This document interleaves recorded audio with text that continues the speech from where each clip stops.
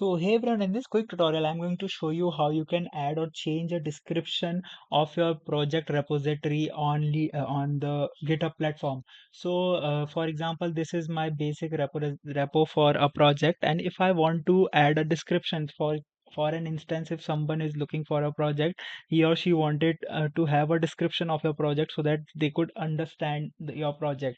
So all you need to do is to just simply in this right section you can see the section of about.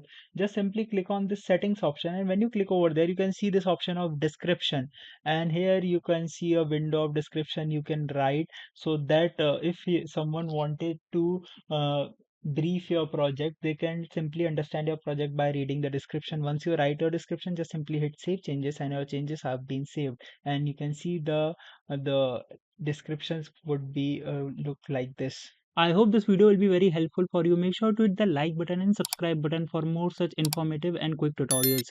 See you in the next one. Take care.